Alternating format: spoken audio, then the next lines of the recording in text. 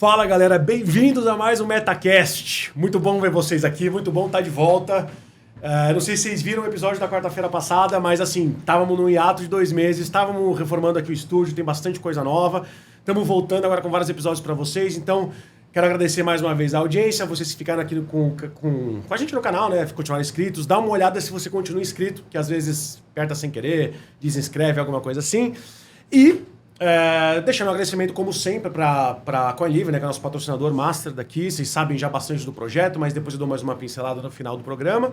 Para o estúdio, claro, para o Cabide, mais uma vez, o cara genial no nosso mercado aqui.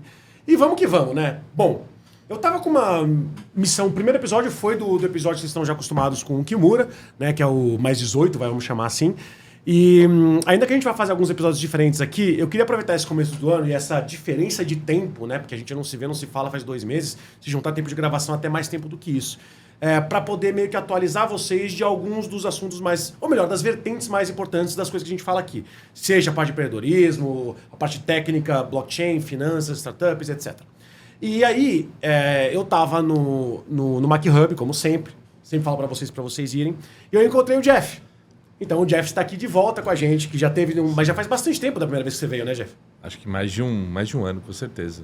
Então eu vou fazer um overall aqui rapidinho. O Jeff Prestes, bom, se eu encontrei ele lá, saibam, ele está sempre perto da comunidade. Ele que, pelo menos, acho que foi uma das primeiras pessoas que eu falei que vieram mais da parte técnica por trás de blockchain, programador, arquiteto de sistemas, aquele conjunto, sabe, daquela pessoa foda pra caramba que entende muito. Porque na blockchain não tem jeito, não tem como você... eu sou só front, sou só back. Não, no nosso mercado você tem que entender de muita coisa, né? Sim. E eu queria aproveitar essa segunda vinda dele, a gente conversou, tinha bastante coisa nova para conversar, novos projetos que ele tá assumindo agora. E eu queria aproveitar que eu encontrei ele lá, falei, pô, vamos fazer um episódio?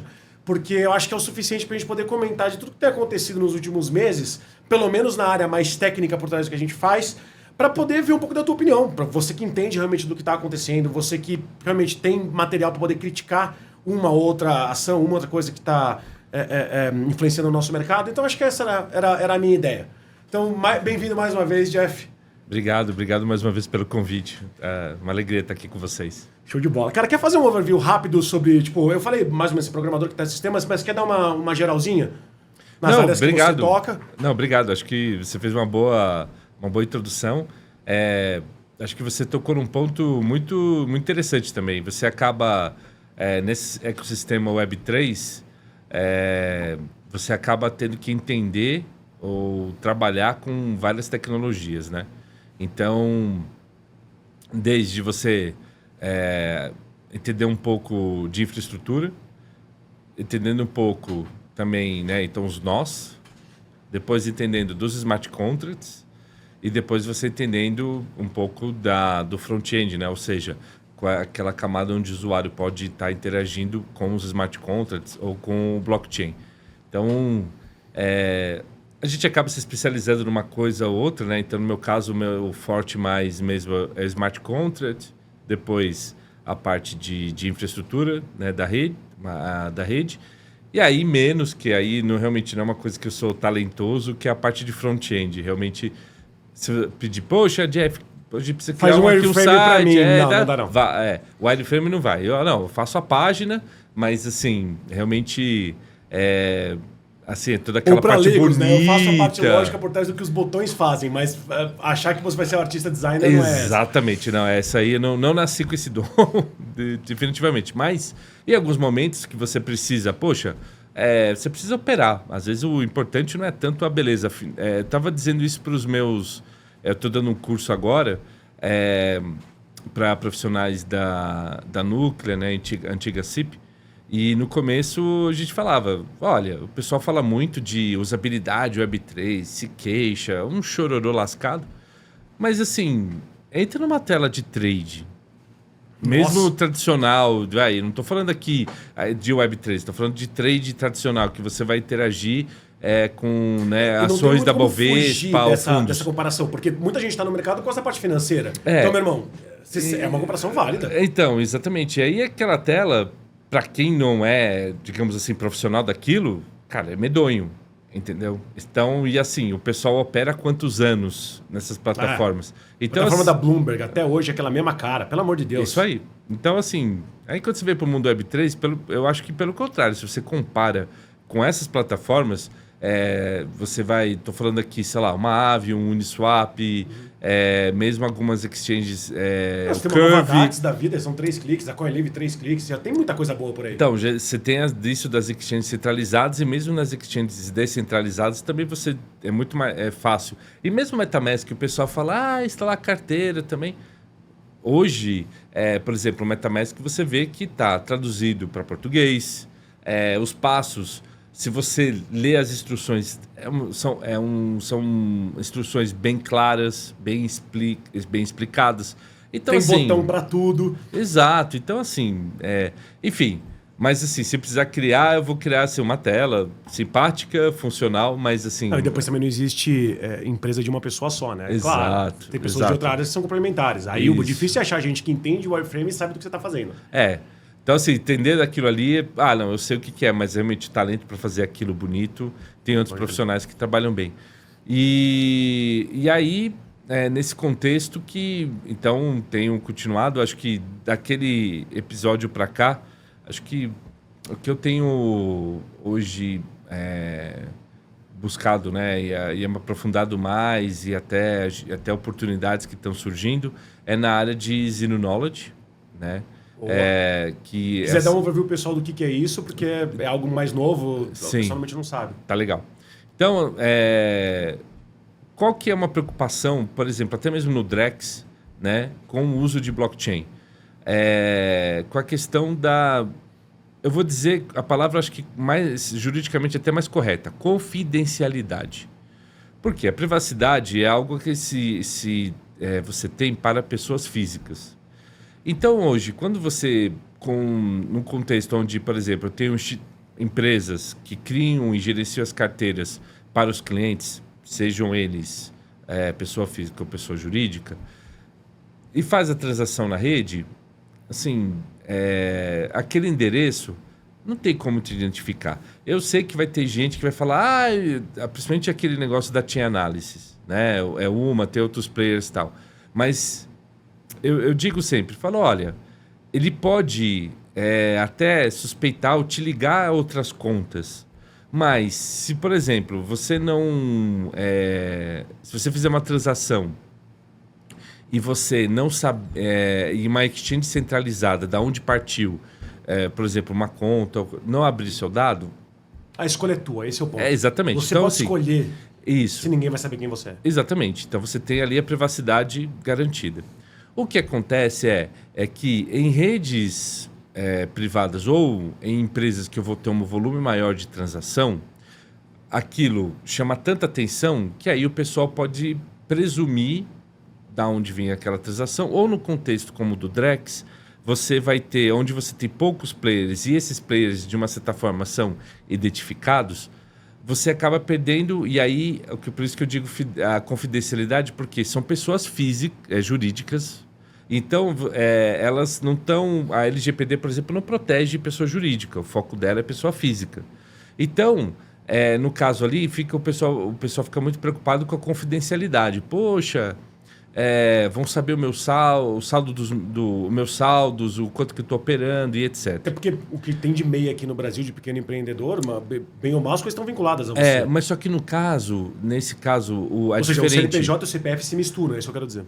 Mas só que não é esse o caso, porque as pessoas, ou mesmo os CNPJs, eles não vão operar as contas. Vai ser sempre um banco que vai operar a conta para ele. Então, e aí quem vai, de uma certa forma, abastecer ou interagir, vai ser uma conta das próprias instituições. Tá? Então, imagina uma conta grande, que aí eu posso estar interagindo com conta para cada cliente menor. Mas quem opera mesmo são os bancos. Tudo bem.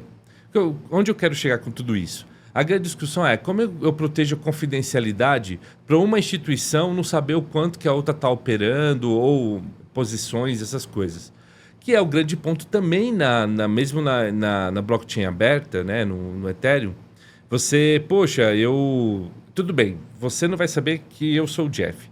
Mas você vai saber a minha posição, você vai tentar antever, principalmente quem trabalha com trade, né? Meu próximo movimento, essas coisas.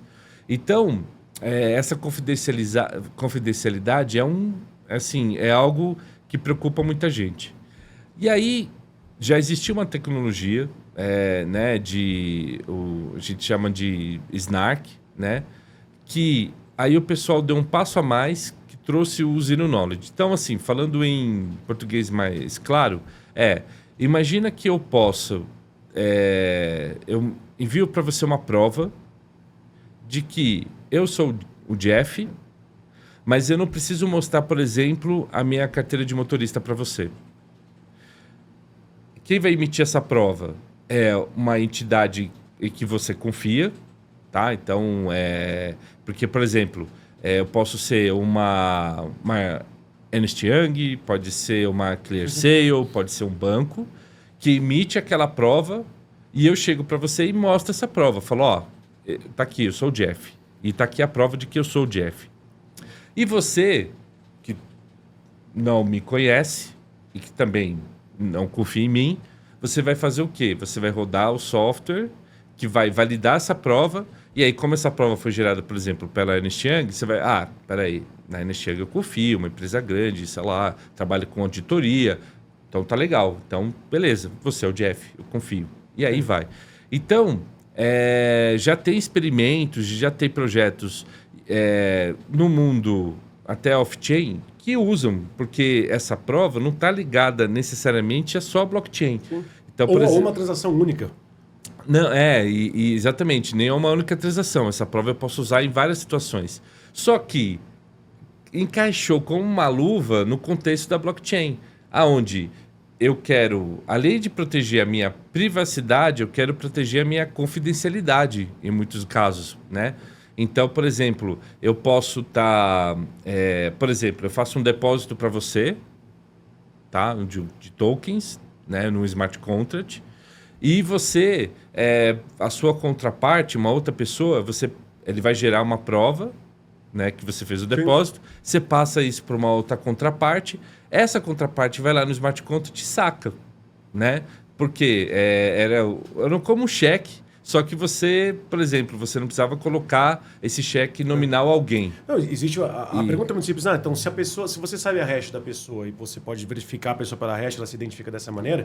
Então, ao entrar, você vai ver tudo que ela tem, todos os ativos que ela tem, tudo que ela já fez, todas as transações passadas. Eu falei, não.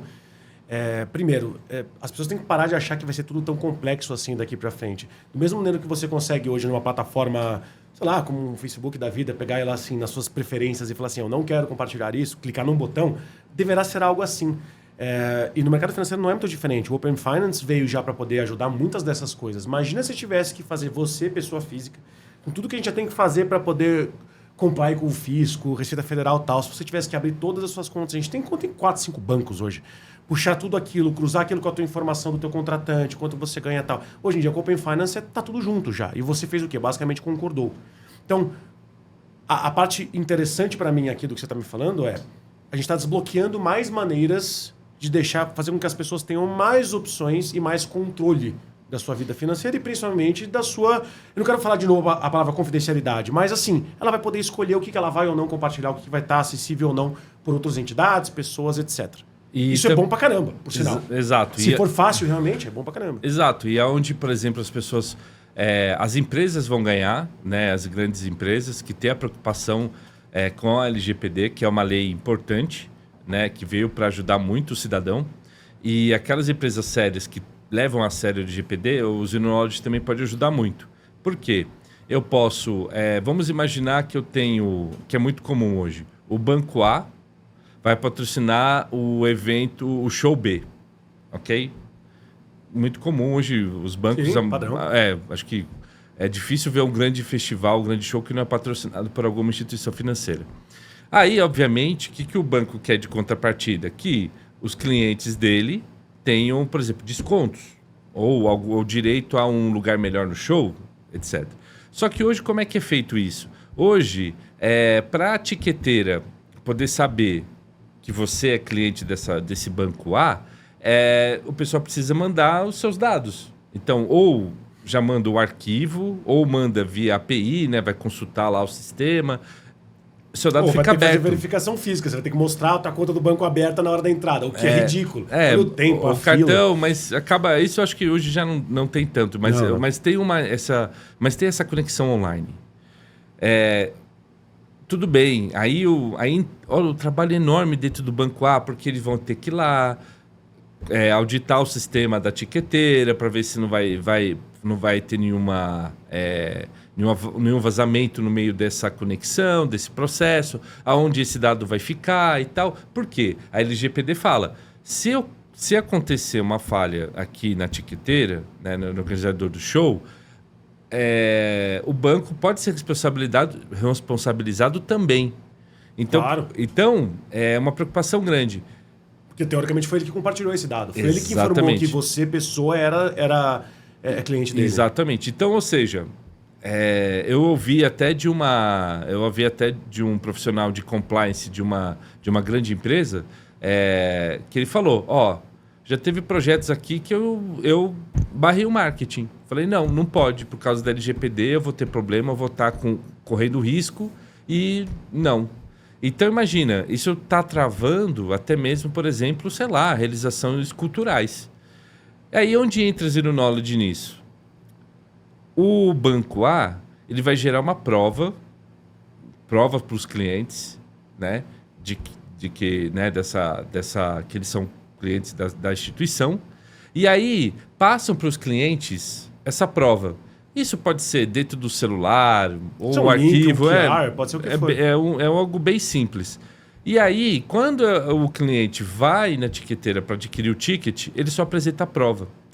E dentro dessa prova, só tem, basicamente, números. Você não tem nada que possa voltar à pessoa. É uma analogia que eu faço o seguinte...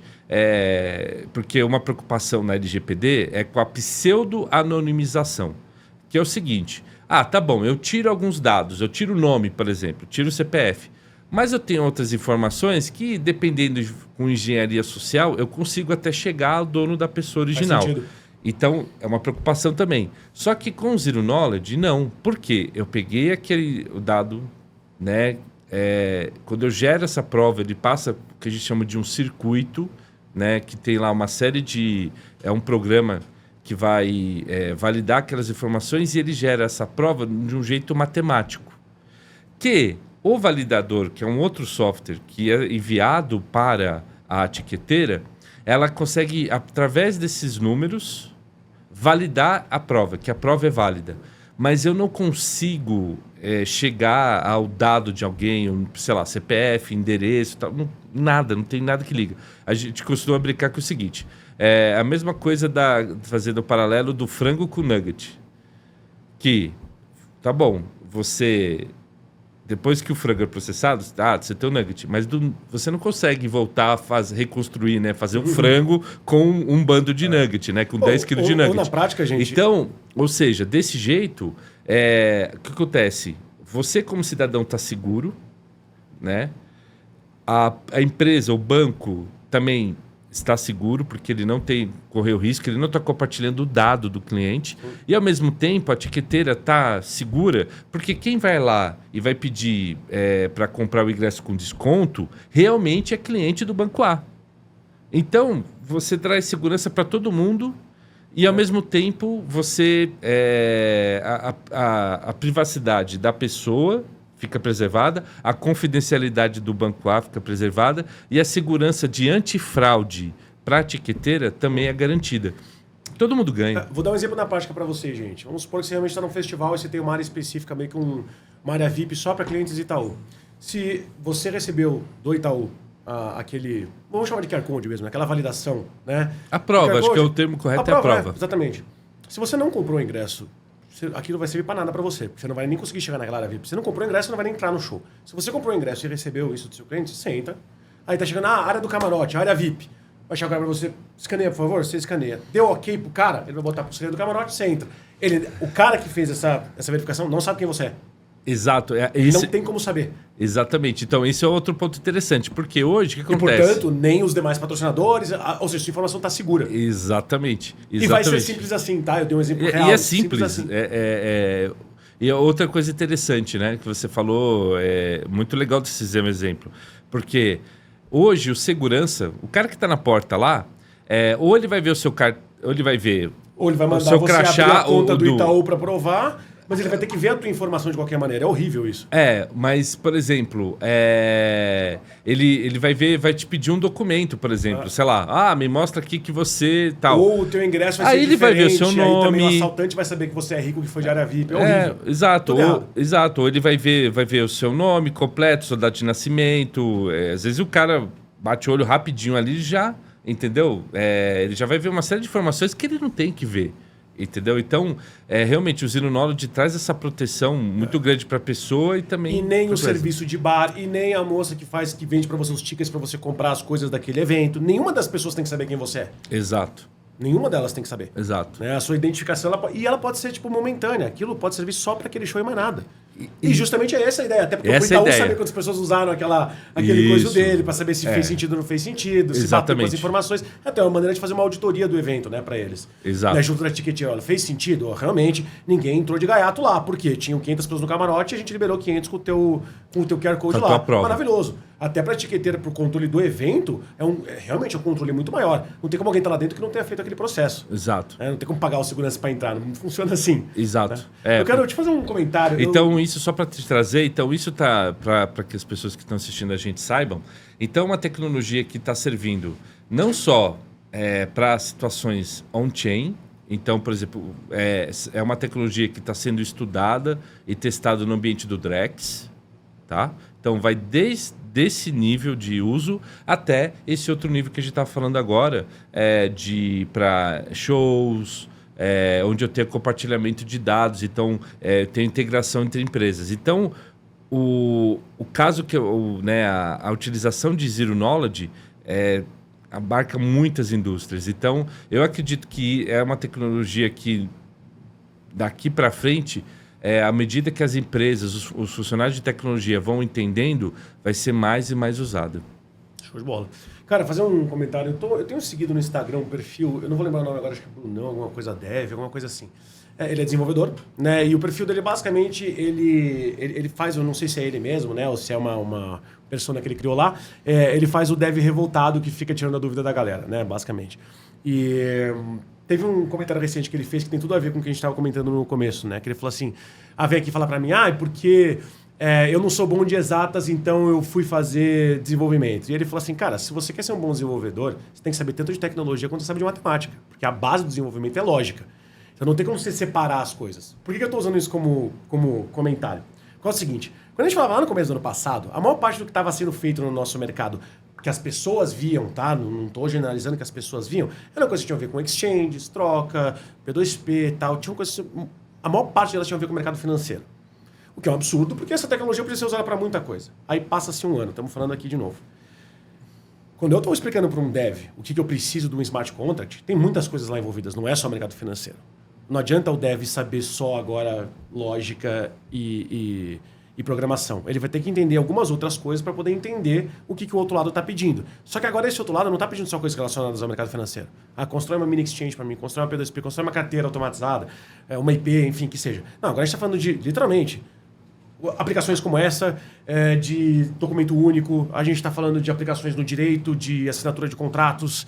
Então, assim, eu sinto, e eu queria pedir para você, é meio que uma pergunta, uma informação, mas é uma pergunta, eu sinto que quanto mais o tempo passa, mais aplicações diferentes estão sendo pedidas, claro, é o natural, e mais o desenvolvedor está tendo que em vez de se especializar, ele está tendo que ficar cada vez mais genérico, entender de mais coisas para poder incorporar aquilo dentro dessa tecnologia nova. Estou muito errado? Tem um... Vamos lá, vamos por partes aí, que essa pergunta é muito interessante, mas ela é complexa. Então, vamos... Primeiro ponto da pergunta. Vamos desmistificar, sei lá, esse ponto que você tem que ser um cara de exatas ou saber de matemática para saber programação. Isso é um mito, tá? Não é verdade. A lógica, na verdade, fundamentalmente numa disciplina da filosofia. Real. Você quer um cara mais lógico lá, Schopenhauer? Era filósofo, assim. Enfim, os gregos lá de trás que acabou se associando só com matemática, mas a lógica ela é uma disciplina da filosofia. Então, ou seja, eu posso ter profissionais que não fizeram faculdade de TI e é o meu caso, que trabalham com desenvolvimento. Fato. Então, assim, isso é muito para animar quem está assistindo a gente também. E às vezes já pensou, poxa, eu vou programar. E aí as pessoas colocam aquele mindset, não, tem que fazer o curso de exatos, eu tenho que saber de... ou era ruim de matemática, eu não posso saber programar. Não.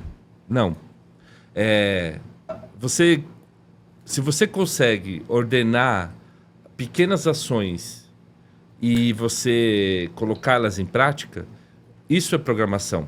Então, vamos colocar assim, um produtor de um filme, tá? Ou de geralmente produtor na área cultural. É aquele cara que vai pegar, vai fazer primeiro isso, vai depois fazer aquilo custa... Aquilo tem uma baita de uma lógica. Um advogado que trabalha com direito tributário. Meu amigo, ali também tem muita lógica e também tem muito cálculo. E o cara é advogado, a mulher é uma advogada. Então... acho que primeiro tirar esse mito, tá? O segundo ponto, aí tem um paradoxo que é muito cruel com os desenvolvedores, tá? Porque eu concordo com você que quanto mais o dev ele sabe de diferentes áreas de negócio, ter uma visão mais ampla, na hora ele vai ajudar muito mais a empresa que ele está trabalhando, o cliente que ele está atendendo. Porém, os CTOs de plantão ou a equipe de TI, na hora de contratar, eles querem os especialistas. Não, eu quero que saiba muito bem de AWS. E o cara... Mas, meu amigo, na hora que ele chegar aqui, ele vai ter que falar com um advogado, vai ter que pensar coisas de negócio, ele tem que ter uma visão. O AWS, você meio que também se aprende e tal. Não, mas se o cara não for o fera do AWS e tal... E aí, ou seja, ele acaba estreitando, né, exigindo na hora de contratar que o cara não seja o generalista, ele seja o especialista. Ou seja, que eu concordo 100% com você, é um grande erro. Porque o ideal era as empresas falarem o seguinte, o técnico, muitas vezes, é mais fácil de aprender do que essa maior visão... de vida, de negócio, entender o ambiente de negócio e tal. De um PO, um PM, um business partner para poder tentar explicar para o cara o que ele precisa fazer. Exato. Isso é um dev, imagina se pegar todos os outros. E eu já trabalhei em muitas empresas, já vi muitos lugares que você tinha, para cada dev, você tinha 3 outros profissionais que as empresas pagavam, que era basicamente para explicar para o dev o que ele tinha que fazer. Ele precisa fazer. Entendeu? Mas isso é culpa das empresas. É culpa de quem está na direção da área de TI e também está na culpa do pessoal de RH. Então, que está querendo só hard skills e não percebeu que ali o que faltava era o soft. Né? Exato. Então, assim... um cara mais generalista que tem na área como um todo. Mas a grande maioria, eu vou dizer assim, não acreditem nesse pessoal que fala que está faltando profissionais de TI. Isso é balela. Pode até fazer o recorte. Não acreditem em empresas que falam que está faltando profissionais de TI. Tem bastante. Se você pegar, abre uma vaga no LinkedIn, coloca, você vai ter muito candidato. O detalhe é que as empresas, aí a direção, os CTOs, quando a gente fala de startups, ou a gerência média, quando está falando de grandes empresas, criam uma stack tecnológica, colocam umas tecnologias que é tão, digamos, só delas, que ela quer alguém que se encaixe naquilo que como ela construiu, como ela modelou a arquitetura de TI dela. Gente, você não vai encontrar o cara, não, olha, sabe o que é? Não, o nosso restaurante é um restaurante italiano, uma osteria que trabalha só com frutos do mar, taranã, taranã, taranã. Cara, você... sabe o que é? Aí vai fazer a reportagem lá. Não, então, a gente não consegue encontrar profissional, está faltando cozinheiros, né, no mercado, porque a gente não encontra. Especializado, pô, meu amigo, porque você só trabalha com, frutos do mar, cozinhados do tipo italiano, papapá, ainda lá de, de Nápoles. E a gente não tá falando que ele tem que escolher o menos qualificado, e sim parar de super segmentar uma coisa que não precisava ser super segmentada. Exatamente. Então, assim, ou em alguns momentos, você falou uma outra coisa super importante.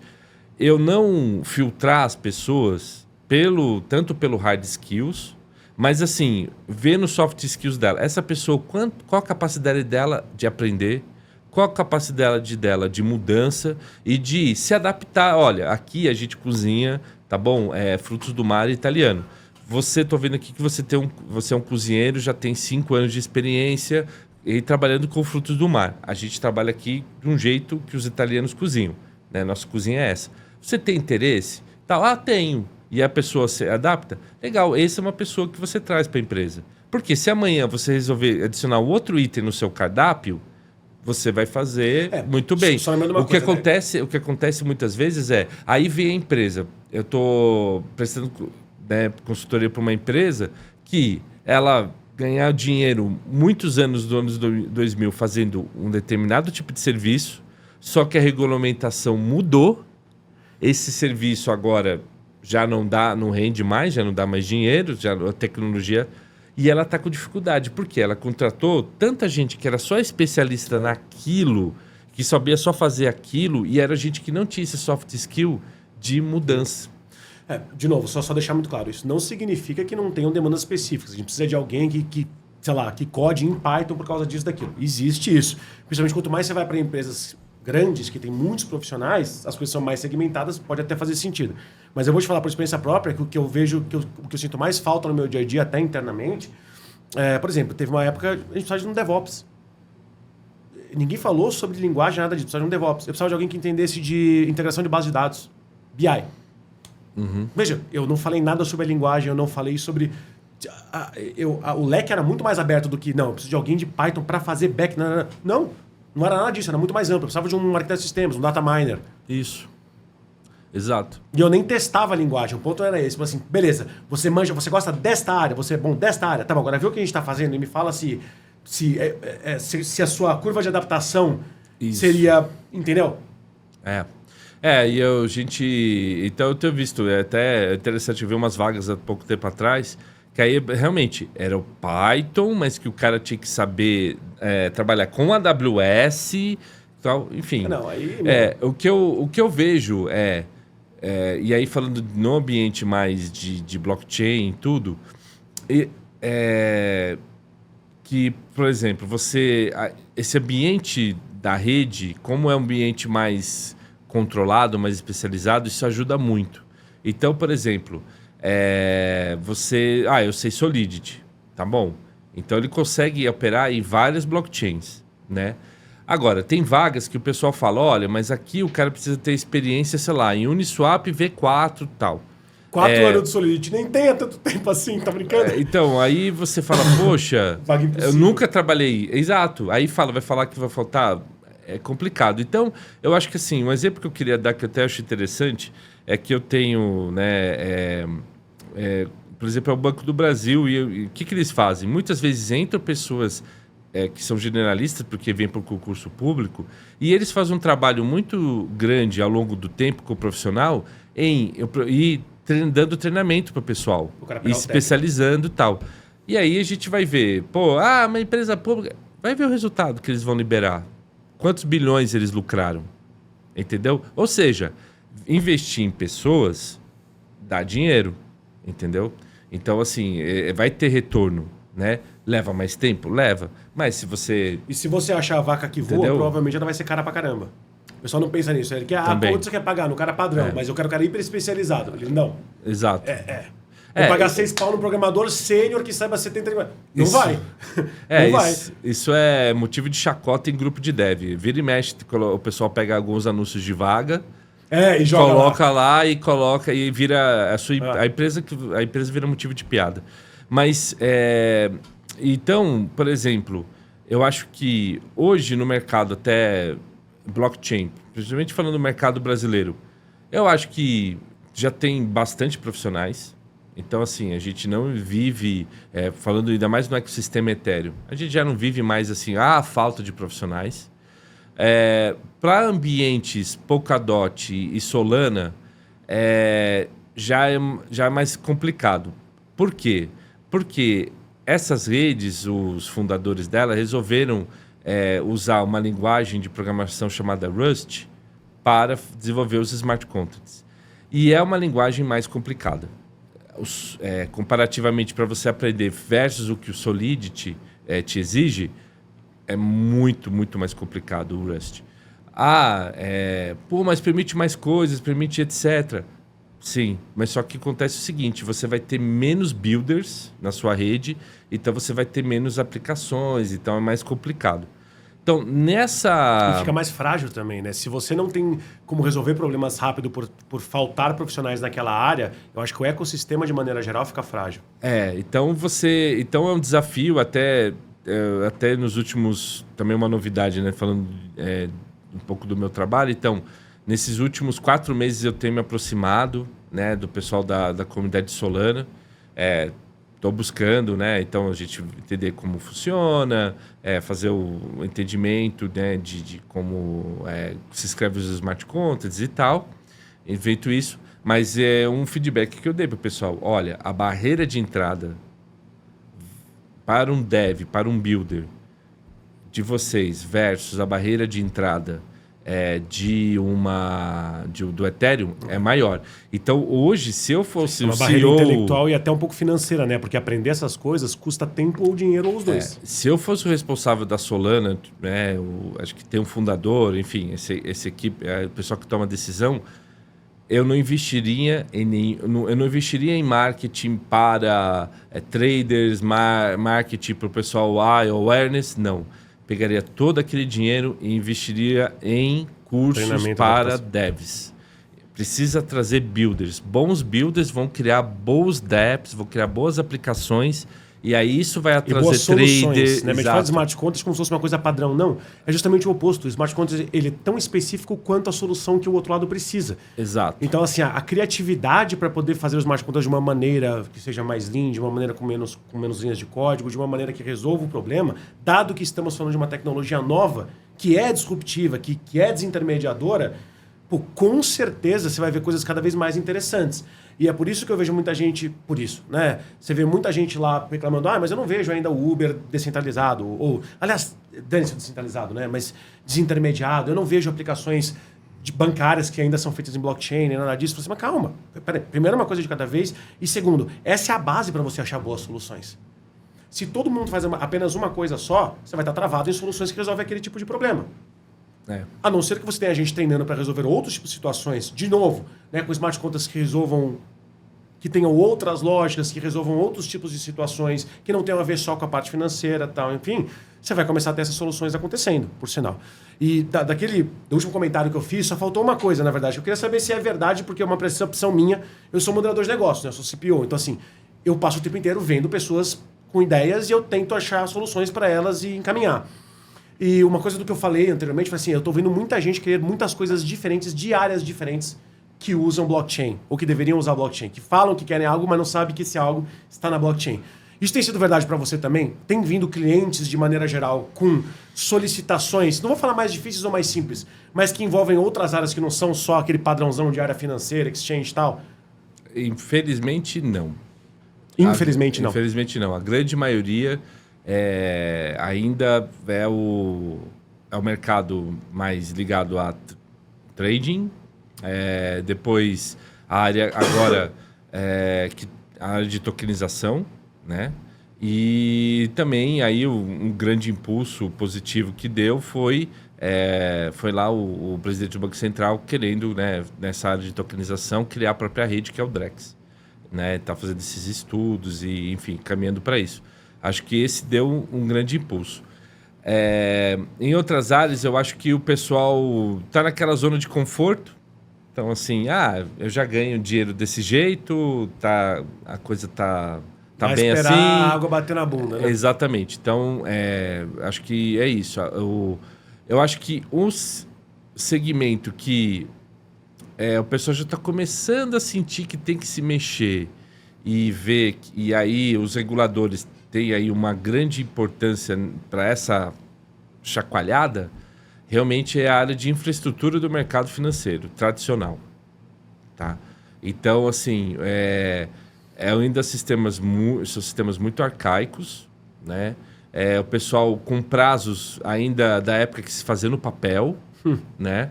E aí o pessoal tá E aí o pessoal, os novos clientes, não é uma pressão institucional. São os novos clientes que, por exemplo, sei lá, tem menos que 25 anos, que está acostumado com o Xbox, que está acostumado com esse mundo rápido, são extremamente confortáveis com o mundo cripto, é tranquilo, qualquer hora que eu faço, eu posso fazer meu trade, qualquer eu visto naquilo, ter informação a hora que eu quero.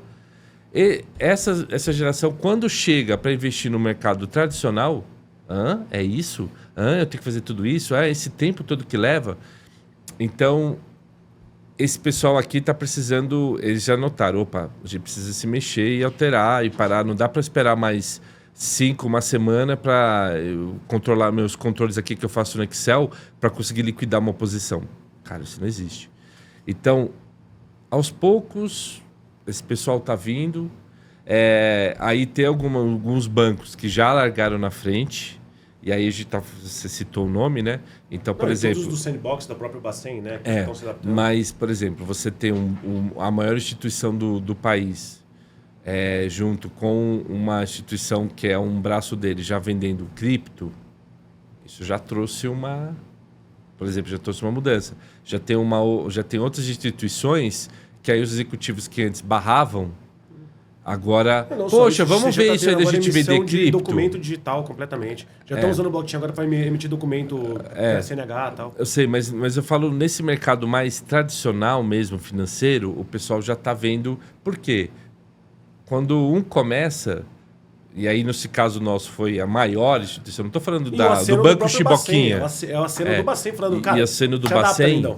Exatamente. Mas a gente eu acho que assim, depois que tiver, agora a gente teve a lei das exchanges, né?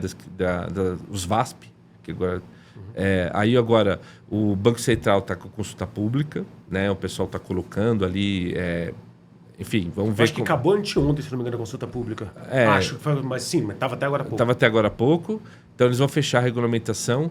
E aí o que se espera é que depois que essas entidades, a parte de venda de cripto e também de custódia de criptomoeda, talvez ativo, esteja já regulamentada, o próximo passo seja o mercado também de ativos imobiliários. RWAs, que é onde a gente está. Exato, que a gente chama a gente chama no mundo cripto de RWA e no mundo tradicional lá são ativos imobiliários. A CVM vir e aí, e complementar e também colocar regras para trabalhar com isso. Eu acho que aí vai abrir muito espaço. Porque essa tecnologia da área de investimento ainda está tão atrasada, que vai precisar de assim, muita gente para fazer essas plataformas. E espero que aí também... e aí eu acho que vai ter empresa que... E isso é a pontinha do iceberg do grande, que é a tecnologia. Tem muita coisa por trás. Né? Exato, mas aí tem tanta empresa que a gerência média é tão travada, eles têm tanta dificuldade... que vai ser uma oportunidade para quem tem uma startup que trabalha um pouco com isso, que faz o direito de ser adquirida, porque vai acabar sendo mais fácil para essas empresas grandes comprarem, quem já tem tecnologia, e trazer para dentro de casa. E, lógico, aí fazer a conformidade de compliance e outras regras, claro. Do que eu fazer toda a tecnologia. Eu acho que, falando de novo, uma coisa positiva, o próprio Banco Central tem um programa que chama Next, né, de aceleração de startups, e tem surgido startups muito boas, né, para ajudar na evolução da infraestrutura do mercado financeiro nesse programa do Next. Então, enfim, agora o que falta é regulamentação. Eu acho que vai ser isso. Mas as outras áreas, infelizmente... Dos submercados, dos segmentos para o total, e não do total para baixo. Né? Então tem pontos positivos e negativos. Mas, enfim, eu tenho um último tema que eu queria tocar contigo. Bom, eu ouvi um comentário muito estúpido de uma pessoa que é até influente no mercado, que falou, olha, não tem mais nenhum investidor interessado em blockchain Web3. A nova onda agora é AI. Isso dá um ranço. Bom, AI é um fenômeno, claro. Ninguém percebeu que já está sendo isso aqui, desenvolvido há 15 anos atrás, desde machine learning e tal, assim. Agora que tem os prompts, agora que está vendo o chat GPT, enfim, agora que você tem acesso a isso, está todo mundo prestando atenção. Mas não é uma coisa que criaram do nada, não foi uma descoberta de um novo minério. Enfim, não foi isso que aconteceu. Agora, a minha resposta para essa pessoa foi o seguinte. Então, bom, o mercado, ele pode estar atrás do mercado de investidores, então talvez eu não entenda nada, mas assim, ele pode estar atrás de uma palavra. Pode estar atrás de uma palavra. Mas para pensar. Todas as perguntas sendo feitas sobre AI, as relevantes, sobre segurança, sobre informação, sobre processamento, poder de processamento, energia de consumo, armazenagem de informação, validação de informação, todas elas têm uma única solução: blockchain. A AI só vai ser de fato algo disruptivo quando se juntar a blockchain. Quando o processamento foi feito em blockchain, quando a armazenagem foi feita em blockchain, quando a validação foi feita em blockchain. Só quando essas duas acontecerem ao mesmo tempo. Então, o hype do momento, na minha opinião, pode até ser a palavra AI. Hoje em dia não é nem mais empresas de AI, empresas que usam AI, ou layers de AI. Bom, vamos de novo aí, né? Layer de AI, sério. Tipo assim, o cara vai lá e cria uma AI as a service, maravilhoso, que faz uma layer em cima de uma AI ou de várias já existentes, para você poder escolher se vai armazenar parte daquela informação ou não, para você pegar e colocar as ponderações que você quer fazer, ou o que ela vai levar mais em consideração, e por aí vai. Maravilhoso. Sabe quem já brinca com layer de tecnologia? A gente, há muito tempo. O que as layers abaixo da Ethereum fazem? É que todo mundo fala, é para ser mais rápido e mais barato. Mas não é só isso. É para desbloquear uma porrada de coisas diferentes. As layers de AI fazem a mesma coisa. Ela faz com que aquela porcaria do ChatGPT, em termos de layout, horrível. Não tem suas informações passadas e tal. E pega outras empresas, que nem a Ives, que é do Gustavo Alemão, inclusive vai voltar para cá para poder falar, que tem um front maravilhoso, que tem Midjourney, ChatGPT-4, 70 deles ao mesmo tempo lá, de uma maneira fácil de se utilizar. Quem já mexia com layer há bastante tempo? A gente. Ah, mas o Drex é totalmente inovador. Você não acompanhou como é que foi feito o Pix? Como é que foi feito a Open Finance? O Drex para você não é uma consequência natural do que estava sendo feito antes?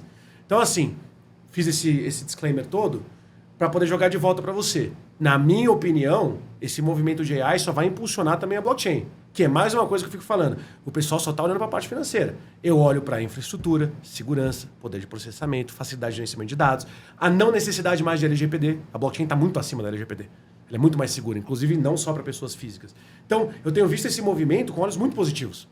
Porque eu estou vendo que ninguém consegue achar soluções para as perguntas mais óbvias que fazem sobre a AI, a dominadora do mundo. Não vejo nenhuma solução que a resposta não seja blockchain.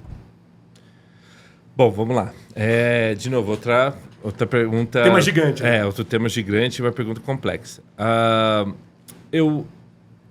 Vamos separar duas coisas, né? Eu acho que um fato que a gente tem que aceitar, que é uma realidade, é que a inteligência artificial ela tem um campo de uso mais amplo mesmo do que a blockchain. Né? Então, assim, eu posso aplicar... Eu posso ter desde um robô que eu coloco na minha casa para me ajudar a ver coisas assim. Um é o produto final e o outro é o caminho, né? Não, mas acho que os dois podem ser produto final. Mas veja, deixa eu só trazer aqui qualquer ideia. É um escopo maior, sim, Mas você foi muito feliz quando você trouxe... Gente, será que vocês já não perderam o hype de investir nisso? Porque acho que o pessoal já perdeu, já passou. A questão do AI já está no colo das Big Techs. Todas as empresas que eu converso, startups, vamos tirar as 4 Big Techs, tá? Todas as outras empresas menores, elas têm, ou elas por trás usam as soluções das Big Techs, tá? Ou elas fazem soluções de AI, aí é bem tailor-made. Então, eu vou trabalhar com AI aqui para tomada de decisão na melhor, por exemplo, escolha de produção de soja. Então, a AI vai correlacionar vários dados, etc., e vai falar, olha, aqui a gente tem que, por exemplo, a parte de preparação do solo tem que ser assim, um exemplo. É algo muito específico, que eu vou ter que treinar a UI. Não dá para usar uma API do Google ou a API do ChatGPT. Não dá. Então, aqui. Então, falando de investimento, eu acho que sim, amigão, sorry, você já perdeu tempo. Agora você não vai mais ganhar dinheiro com isso. Você pensa no investidor. A não ser que você vai investir em startups que são bem nichadas, que também tem espaço. Claro. Entendeu? Mas, assim, é bem nichado. O que eu acho que acontece com a blockchain atualmente é o seguinte. É a famosa, velha, tradicional curva da Gartner. Tá? o que aconteceu também com a IA. Você falou muito bem do machine learning, do deep learning, que agora não fala mais, que agora o uso é a IA generativa e tal. Como você falou, isso aí a gente ouviu falar em 2010, 2015, 2002, não sei o quê. Os primeiros coisas de deep learning que o Google trouxe lá atrás e tal. O blockchain, a gente está, digamos assim, acabou a hype, a gente está começando aquela curva para baixo. Tá? E aí, maturação, né? Exato. Aí eu acho que agora tá vindo e o pessoal tá pensando o que eu vou fazer com isso. Tá saindo um bando de aventureiro, graças a Deus, também, porque tem um monte de gente que só queria ganhar. Então, esse tipo de pessoa, até que te fez esse comentário, que bom. Vai com Deus. Entendeu? Vai procurar outra coisa, vai procurar outra hype. A Ubisoft falou, vamos fazer NFT. Eu falei, filha, você não consegue nem fazer Assassin's Creed. Tipo assim, foca no que você sabe fazer. Agora, o que vai acontecer é que é o seguinte, vai ter... Exato. Então, agora o que vai acontecer o pessoal vai começar a achar aplicações realmente onde o blockchain agrega muito, ou é a única opção. E aí você vai ter surgimento de aplicações que aí vai ser para o usuário final. Então, por isso que eu falo, Perfeito. Os dois são problemas. Agora, são momentos diferentes. Eu acho que a tecnologia para machine learning, deep learning, agora IA generativa, que é o que o pessoal está sentindo, agora teve um caminho maior. Se a gente pensar, quando que a gente começou, por exemplo, teve o Ethereum, teve o Bitcoin, depois agora teve o Ethereum. Quantos anos? Quanto tempo já se fala de inteligência artificial e modelos estatísticos para isso? Há muito mais tempo, entendeu? Então, eu acho que aqui não é para traderzinho, investimento em blockchain e tal, não é para essa turma de trade que fica... Não, é para investidor que enxerga a longo prazo. É o cara que está pensando daqui a 5, 10 anos. Não, cara, eu vou comprar o token, né, dessa rede blockchain porque ela tem isso aqui, tecnologia. Vai ter problema? Vai, mas ela vai depois vai aumentar o seu uso, vai aumentar a sua importância e aí eu vou ter o lucro, né? Mas eu acho que sim, tem que ter essa visão mais a longo prazo, porque leva um tempo até para o mercado se apropriar da tecnologia. Então ainda... Eu gosto de falar que, para mim, uma analogia porca, mas vamos lá, a blockchain é a internet. Aí é o Google.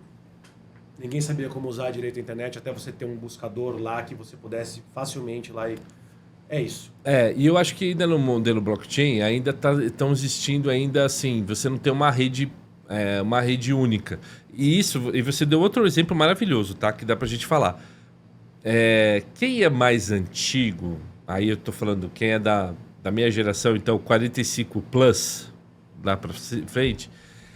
vai lembrar que quando a gente ia para o escritório de empresa e tinha uma rede, não tinha uma rede hoje, não existia um padrão de rede. Você tinha rede Novell, você tinha NetBIOS da Microsoft, e aí tinha um padrão aberto, que é o TCP/IP, mas não existia um padrão de rede. Entendeu? Passou o tempo, se consolidou. Aí veio... Porque a internet só existe porque tem um protocolo TCP/IP. Esse protocolo é o que vingou, que a indústria... todo mundo falou, esse é o padrão, todo mundo vai usar e é isso aqui. E acabou o mercado escolhendo isso. Então, a gente está vivendo um pouco esse mundo, esse caminho na blockchain. Então, assim, o que a gente tem para reserva de valor e tal. Tá lá o Bitcoin, que não teve... Você vê, termos tecnológicos super estável, tá aí funcionando bem até hoje e tudo. Aí você tem o Ethereum crescendo e mais aplicações surgindo. E aí você vê outras tecnologias que vão... eu sou melhor que o Ethereum, tá bom, vai lá. Aí começa a rodar, tem um problema aqui, tem um problema colar. A gente, infelizmente, teve esse problema, né, aconteceu com a Solana e tal. É um problema que aconteceria no Ethereum? Não. E por que não aconteceria no Ethereum? Porque no Ethereum você não tem um cliente só de rede. Você tem o Bezo, você tem o Geth, você tem o Nethermind e tal. Então, se eu tenho um bug em um cliente, né, um software de servidor, nisso no Ethereum, então eu tive um bug, por exemplo, no Nethermind. O Ethereum para? Não. Por quê? Eu tenho outros softwares que seguem o protocolo. Eu chamo de backup, mas não é backup, né? São muitas opções. Não, porque os outros vão estar funcionando. Tem outros nossos rodando outros softwares que seguem o protocolo. O que aconteceu, lamentavelmente, com a Solana? Eu tenho só um nó. Eu tenho só um software. Eu tenho vários nós, tudo bem, isso aí está descentralizado. Mas eu tenho só um software. Aconteceu bug nesse software, a rede para.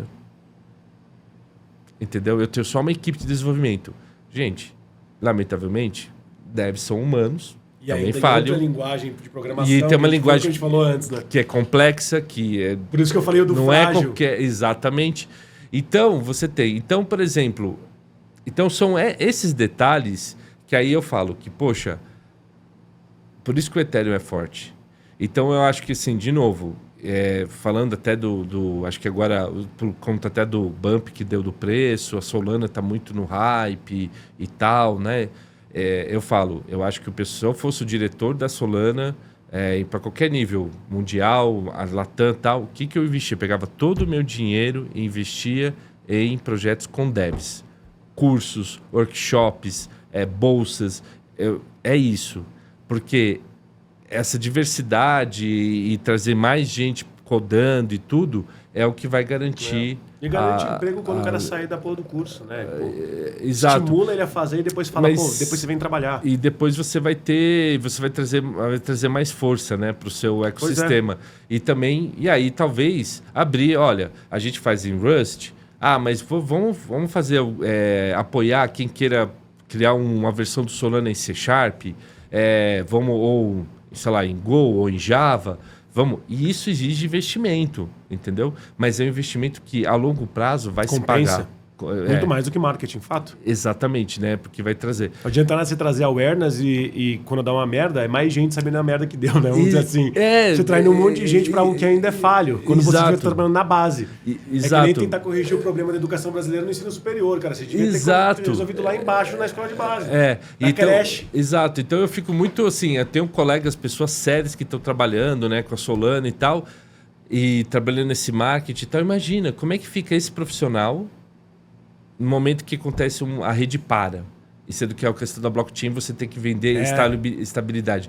Poxa, fica muito frágil, né? É difícil. Então, eu acho que, de novo, mas isso é que a gente estava falando da curva. Então, é maturidade, esse processo que eu acho que eu também concordo com você.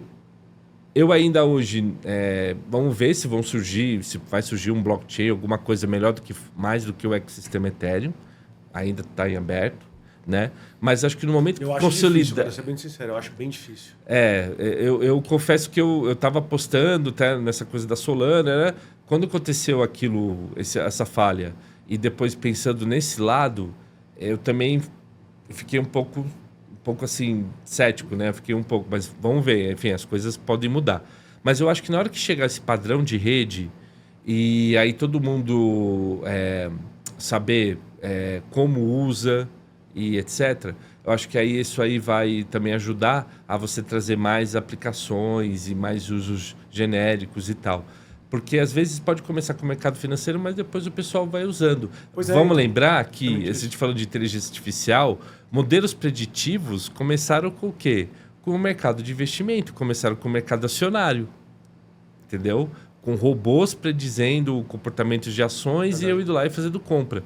E depois foi se evoluindo, né? Bom, Jeff, eu queria te agradecer. Infelizmente, a gente está sem Passou tempo. até do horário. Queria agradecer. Era realmente essa a minha ideia. Tipo, pegamos acho que 3 grandes tópicos aí para poder atualizar a galera como é que o mercado tem evoluído nos últimos, pelo menos 6 meses, desde a última vez que a gente conversou.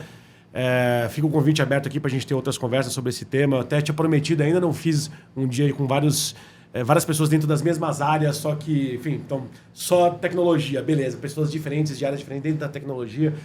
Área de direito também, área financeira. Então vai ficar o convite, obviamente, para você participar desse dia, assim que a gente fizer aqui. Agora estamos com mais microfone, mais câmera, mais tudo. Então fica mais fácil, inclusive, de fazer um encontro como esse. Sim. Mais uma vez te agradecer. Deixar a oportunidade. Você quer deixar algum @, seu antes da gente terminar o programa? Eu queria convidar... queria convidar. Eu sempre estou trazendo informações sobre blockchain, né, e as tecnologias, e não só tecnologia, mas também um pouco de mercado no meu LinkedIn. Então, para o pessoal me seguir lá. Então, você entrando no LinkedIn, você pesquisando Jeff Prestes, aí você vai me encontrar. E aí, então, fica esse convite para o pessoal me seguir lá. Show de bola. Gente, para vocês que estão assistindo até agora, muito, muito obrigado. Não esquece de deixar o like, não esquece de deixar um comentário, de entrar no chat sempre. Fala pro pessoal para poder se inscrever e acompanhar o canal. Espero que vocês estejam gostando dos novos dias que a gente está fazendo agora toda segunda e quarta-feira às 7 horas da noite. Se não tiver também, me avisa, põe o feedback lá, quem sabe a gente muda de volta. É sobre vocês, no final das contas, o que a gente quer é trazer mais informação para vocês e gerar mais oportunidade para todo mundo aqui de fazer novos negócios, de fazer networking. O canal é meio que um hub para isso. Eu espero que seja para vocês também. Então é isso. Muito obrigado e até o próximo programa. Valeu!